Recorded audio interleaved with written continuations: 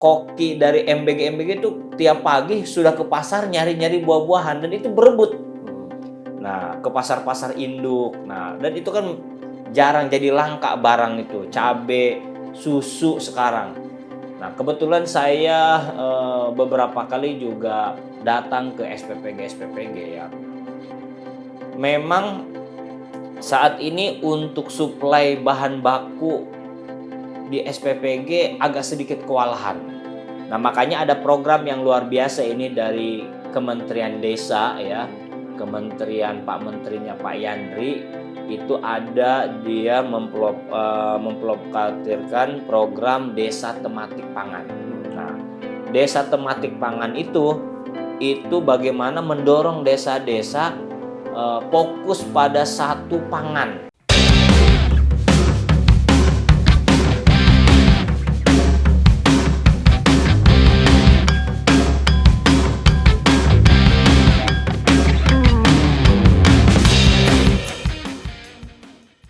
Assalamualaikum warahmatullahi wabarakatuh. Tribuners, kembali lagi bersama saya Abdul Rosid, jurnalis Tribun Banten. Kita hari ini topik pembicaraannya mengenai ketahanan pangan.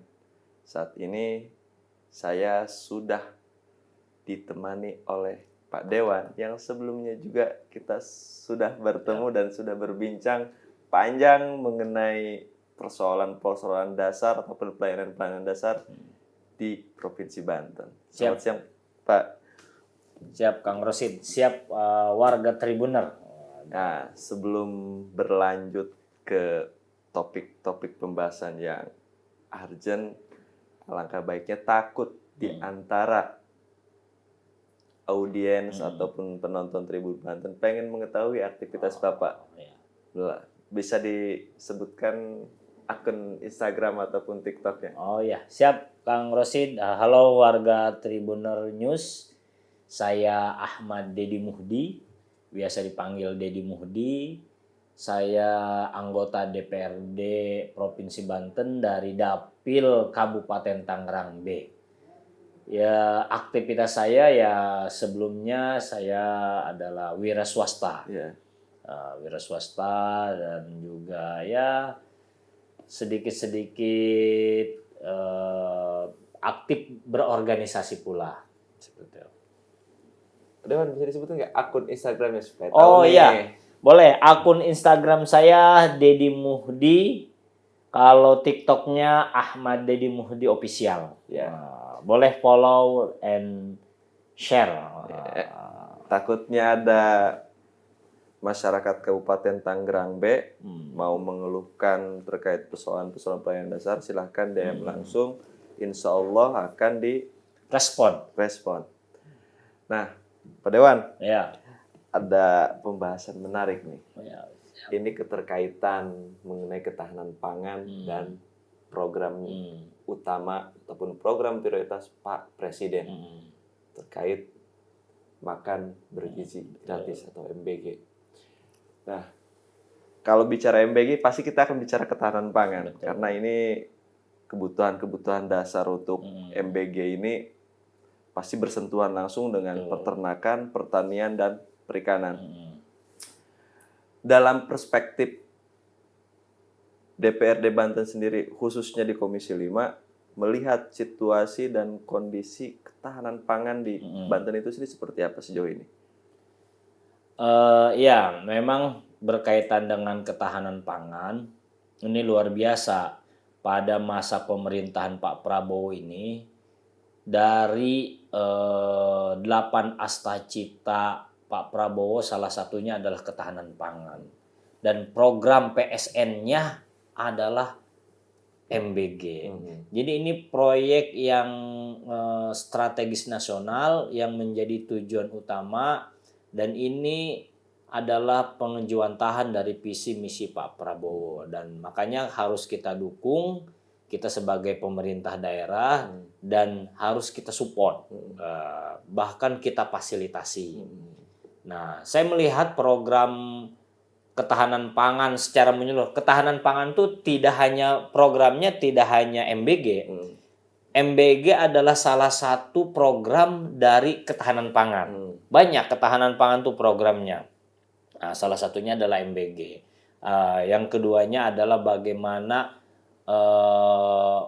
pertanian-pertanian atau peternakan-peternakan di desa-desa ini tumbuh. Itu bagian daripada ketahanan pangan. Nah, jadi kita selaku pemerintah daerah tentu mensupport, membantu, bahkan memfasilitasi untuk program itu. Dan saya melihatnya bahwa program ketahanan pangan ini, salah satunya MBG ini sangat luar biasa dampaknya dan luar biasa dirasakannya. Gitu. Evaluasi ataupun dari DPRD Banten sendiri, apakah pangan di Banten ini bisa mencukupi kebutuhan MBG di Banten? Saya melihat harusnya idealnya mencukupi, tapi pada faktanya hari ini kan soal supply and demand ya. Betul. Sekarang di Provinsi Banten itu kebutuhannya MBG itu sekitar 400. Nah, targetnya itu Pak Gubernur ada sekitar 400-an SPPG, Satuan Pemenuhan Gizi atau Dapur MBG. 400 MBG itu menyuplai minimal 1 MBG itu antara 2.000 sampai 3.000. Katakanlah sekarang rata-ratanya 3.000. Kali 400. Itu kan berarti sekitar 1,7 penerima manfaat daripada MBG di Provinsi Banten. Nah kebetulan saya beberapa kali juga datang ke SPPG ya. Memang saat ini untuk suplai bahan baku di SPPG agak sedikit kewalahan. Mencari bahan bakunya agak sedikit kesusahan. Artinya apa? Suplai daripada ketahanan pangan atau bahan baku dari masyarakat Banten ini belum siap. Nah, padahal ini kan sebenarnya perputaran ekonomi yang luar biasa kalau ini direspon dengan positif. Uang akan terus mengalir. Dengan adanya program ketahanan pangan, dengan adanya program salah satunya MBG, ini satu, MBG menciptakan lapangan pekerjaan, ya. Yang kedua, MBG memberikan suplai gizi kepada anak-anak kita dan ibu hamil, ibu menyusui, artinya berdampak secara kesehatan. Nah, ketiga, efek dominonya adalah kalau masyarakat Banten siap, ini kan ada kebutuhan yang sangat besar terkait bahan pokok, ya. Nah, ini diambil positif seharusnya oleh masyarakat Banten. Nah, masyarakat Banten bisa menjadi suppliernya, supplier daging, supplier telur, petani cabai, petani bawang. Nah, ini bisa berdampak ekonomi. Nah, ini kalau ini bisa kita ambil peluang ini, masyarakat Banten bisa mengambil peluang ini, saya yakin ini ekonomi di Provinsi Banten akan luar biasa. Tadi ini bicara tantangan nih soal supply and demand yang tidak balance kan, sehingga berdampak kepada peningkatan kenaikan harga pokok di pasar. Ini harusnya kan jadi PR ya. Betul. Pemprov Banten. Betul. Nah, apa yang akan dilakukan oleh Komisi 5 DPRD Banten agar kedepannya program MBG ini bisa benar-benar dimanfaatkan secara maksimal dan berdampak positif terhadap pertumbuhan ekonomi masyarakat di Banten, khususnya dalam sektor ketahanan pangan itu yang bersentuhan dengan petani, kan, peternak, nelayan dan yang lainnya. Jadi gini, inilah pentingnya kita untuk paham terhadap program.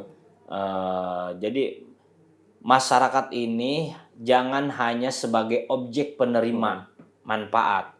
Nah, masyarakat di kita ini kan dengan adanya MBG ini, mereka berpikiran bahwa kita akan menerima bantuan. Itu tidak salah. Memang faktanya begitu, masyarakat akan menjadi subjek penerima manfaat. Tetapi di luar itu juga ada sebuah peluang dengan adanya program MBG ini kita bisa menjadi subjek daripada program MBG ini, yaitu dengan menjadi supplier makanannya, dengan menjadi distributor makanannya atau produsen makanannya itu sendiri. Nah, saya sudah beberapa kali survei ke MBG itu, yang dikeluhkan adalah saking banyaknya permintaan, cari buah-buahan susah sekarang. Coba kan, tuh bisa direspon oleh masyarakat. Oh, kita nanam buah-buahan, menjadi petani-petani buah. Mencari pisang aja sekarang orang berebut. Kepala-kepala koki dari MBG itu tiap pagi sudah ke pasar nyari-nyari buah-buahan, dan itu berebut. Nah, ke pasar-pasar induk. Nah, dan itu kan jarang, jadi langka barang itu. Cabe, susu sekarang dari harga 60.000, 80.000 sekarang di atas 100.000. Nah, ini kan menjadi peluang banyaknya demand. Nah, ini menjadi peluang untuk masyarakat Banten. Nah, makanya pemerintah Banten perlu mensosialisasikan ini. Ini masyarakat harus kita arahkan, bukan hanya sebagai penerima manfaat. Masyarakat harus diarahkan adalah mengambil peluang ini. Masyarakat diarahkan bagaimana, masyarakat ini ada peluang usaha dengan menjadi produsen, menjadi supplier daripada MBG.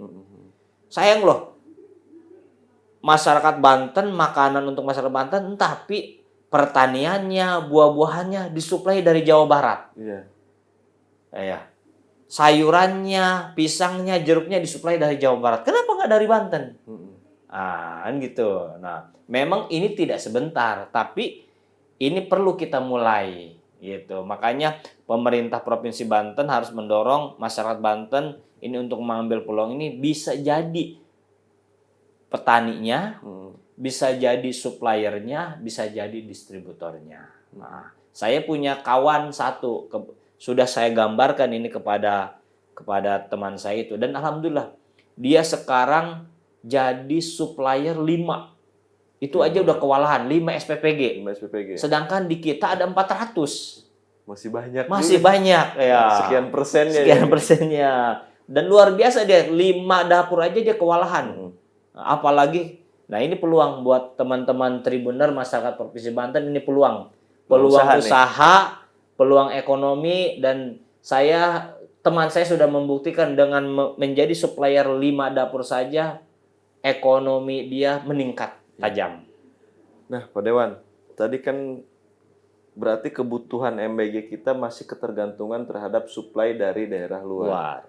Tidak menutup kemungkinan, misalkan contoh Jabar, kebutuhan MBG di Jabar juga meningkat. Pasti. Sehingga suplai ke daerah luar juga akan dikurangi. Nah, Akhirnya berebut. Betul. Kan. Ketika permintaan banyak barang nggak ada, otomatis harga akan naik. Dan itu udah adalah hukum ekonomi pasar kan. Nah, terlebih kondisi di Banten juga nih, beberapa lahan sudah dialihfungsikan kan menjadi beberapa lahan-lahan properti dan yang lainnya. Ini juga menjadi salah satu faktor lahan-lahan produktif di Banten terus tergerus oleh seiring berjalannya waktu. Nah, langkah yang dilakukan oleh DPRD Banten kepada Pak Gubernur, Pak Gub, kita seperti ini, harusnya seperti ini loh gitu tuh kepada petani-petani. Terlebih kan sekarang bonus demografi itu luar biasa, anak muda yang kalau tidak mendapatkan kerja ya kita arahkan kepada bidang pertanian. Ada nggak arahan-arahan ke sana? Nah, ini saya menarik. Ini saya pernah mendengar ucapan Pak Prabowo itu tentang anak-anak muda jangan malu jadi petani. Gen Z, generasi milenial jangan malu menjadi petani. Karena ternyata pertanian juga bisa menghasilkan ekonomi. Nah, ini terbukti sekarang. Dengan banyaknya kebutuhan dari hasil pertanian ya untuk suplai MBG, harga-harga pertanian naik kan. Nah, makanya DPRD Provinsi Banten melalui Dinas Pertanian mendorong agar Dinas Pertanian menyambut baik dan mengambil peluang ini dengan mendorong petani-petani Indonesia, petani-petani Banten untuk melakukan optimalisasi terhadap peluang MBG ini. Itu satu, tadi sosialisasi. Kedua, melalui Dinas Pertanian mendorong petani-petani kita untuk mengambil peluang ini. Memang tidak cepat, tapi pada akhirnya karena pertanian kan memang tidak cepat. Dia harus nanam dulu, bibit dulu. Tapi setahun ke depan kita akan menjadi produsen pertanian yang luar biasa. Betul. Gitu. Karena program MBG ini saya pastikan 5 tahun. Itu kalau Pak Prabowo 1 periode. Kalau 2 periode 10 tahun. Kalau penerusnya meneruskan, ini berarti akan terus menerus seperti di negara Brazil, di negara-negara lainnya yang sudah ada program MBG yang menjadi puluhan tahun. Nah, ini peluang sehingga perputaran kita, nah ini bukan hanya nanti bukan hanya lagi berebut kita antara suplai Jawa Barat dengan Banten. Ini bisa jadi kalau MBG ini kan program nasional se-Indonesia. Kalau kebutuhan nasional itu besar, otomatis Banten tidak hanya akan mensuplai Banten, tapi bisa menyuplai provinsi-provinsi lain. Kalau surplus. Iya, begitu. Nah, ini menjadi menarik sebenarnya. Nah, oleh karena itu pemerintah Provinsi Banten harus mengambil momentum yang luar biasa ini. Harus jangan didiamkan, apalagi kita ketergantungan dari suplai daerah luar. Nah, makanya ada program yang luar biasa ini dari Kementerian Desa ya. Kementerian Pak Menterinya Pak Yandri itu ada dia memprovokasikan program Desa Tematik Pangan. Nah, Desa Tematik Pangan itu bagaimana mendorong desa-desa fokus pada satu pangan. Misalkan ini desa peternak telur. Udah, nanti desa itu menjadi lumbung telur. Untuk satu kecamatan itu. Satu kecamatan itu. Ini desa cabe. Jadi cabe-cabe dari desa itu menyuplai. Ini desa ikan. Nah, sehingga dapur-dapur MBG itu mau mencari cabai, mau mencari telur, mau mencari kebutuhannya tinggal datang ke desa-desa tersebut. Ini program yang bagus. Memang tidak instan, perlu proses ya. Tapi mudah-mudahan ini berjalan dengan baik. Yang kedua, ada program yang kerjasama juga antara Kemendes dengan Kejaksaan, itu Jaga Desa namanya. Nah, Jaga Desa itu jaga lumbung desa. Jadi desa-desa itu menjadi lumbung pangan. Nah, ini program-program pusat untuk mendorong masyarakatnya menjadi supplier dan produsen daripada pangan itu luar biasa. Nah, tinggal implementasinya aja di daerah. Nah, itu Tribuners terkait obrolan kita bertemakan pangan dan MBG. Semoga ke depan Pak Dewan tetap on the track untuk mengawal tadi gagasan-gagasan tadi, karena ini bersentuhan langsung dengan masyarakat tani kita yang saat ini harus ditingkatkan taraf hidupnya. Semoga program MBG ini bisa meningkatkan ekonomi petani dan umumnya masyarakat Banten. Kita akhiri saja obrolan terkait pangan dan MBG di Banten. Bila itu wassalamualaikum warahmatullahi wabarakatuh. Waalaikumsalam warahmatullahi wabarakatuh.